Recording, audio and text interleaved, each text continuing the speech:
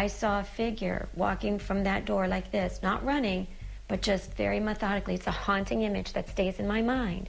So that's the man that was here that night. Every year, drama undoubtedly unfolds around the Thanksgiving dinner table. As sure as there's going to be turkey, there will be some sort of family spat. But in 2009, the meal ended in utter tragedy for one Florida family when an uninvited relative dropped in unannounced and opened fire in a house full of people, killing 4 and gravely injuring another. Paul Merhige is currently serving 7 life sentences without the possibility of parole for what's become known as the Thanksgiving Day Massacre. The victims were his twin sisters, Carla Merhige and Lisa Knight, his elderly aunt, Raymond Joseph, and 6-year-old cousin, Michaela Sitton, who was asleep in her bed. Here is how the whole thing went down. On Thanksgiving night in 2009, some 17 relatives had gathered together at the home of Jim and Muriel Sitton in Jupiter, Florida. Now, the group had already finished their turkey dinner, or they were laying out dessert, when Paul Merhige darkened their doorstep. Paul was estranged from his relatives, and he hadn't actually been invited to the holiday celebration, but his parents and his sisters were there, and when he popped in, he was basically welcomed by everyone.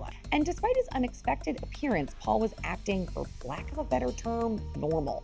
Eyewitnesses say Paul was there with his relatives for 3 hours, and he sat around while they all got together and sang Christmas songs together at the piano. Unbeknownst to his family, Paul's friendly exterior was masking a dark and a horrific plan. Jim Sitton told CBS that there was no warning before Paul went outside and returned with a handgun. He simply opened fire in the middle of a celebration with no fight and no argument preceding it. The night was winding down. 6-year-old Michaela had gone to bed, and Paul's sister Lisa, who was pregnant at the time, was about to head out with her husband Patrick. Then seemingly out of nowhere, things took a violent and a fatal turn. Listen to what Patrick told local ABC affiliate WPLG about how suddenly things unraveled. I walked up to him and I shook his hand and I said, "Hey, we're leaving. It was great to see you again."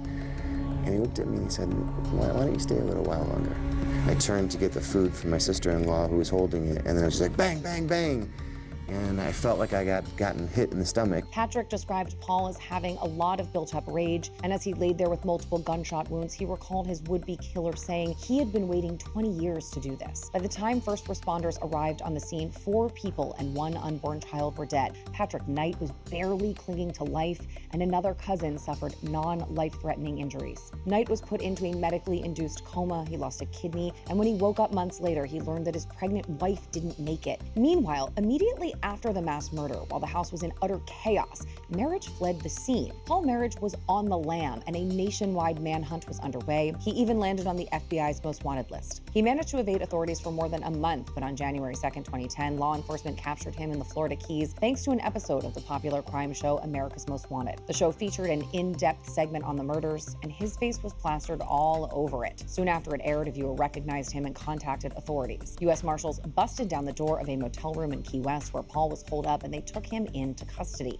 A film crew from America's Most Wanted was on site for the arrest, and they spoke with the killer as he was being let out in handcuffs. I've had chronic medical problems, mental problems. It's been a nightmare. I didn't even know what I was doing. Why have you been hiding out then? I didn't even know what to do. I went several times to turn myself in, and I was waiting for my parents to maybe make a statement and tell me to try to know what to do. Paul copped to committing the atrocity, and by doing so, avoided the death penalty. In 2012, he pleaded guilty to 4 counts of first-degree murder and 1 count of murdering an unborn child. Now, as you heard in the arrest video, Paul himself admits to suffering from lifelong mental health issues. According to a report from the Miami Herald, years before the shooting, Paul had attempted to get a protective order against one of his sisters, claiming she had been trying to kill him, but he withdrew that request a few weeks later. Then in 2006, his sister, Carla Merhige, one of the victims, filed for a restraining order against her brother, telling law enforcement at the time that he had threatened a murder-suicide. Michaela Sitton's parents, Jim and Muriel, and Patrick Knight, each tried and failed to sue Paul Merhige's parents for negligence, claiming that he was mentally unstable and failed to warn them before he was allowed into the house that night. Jim and Muriel still live in the house where their daughter was shot and killed in her bed alongside family members that fateful Thanksgiving night. For more true crime content like this, hit like and subscribe.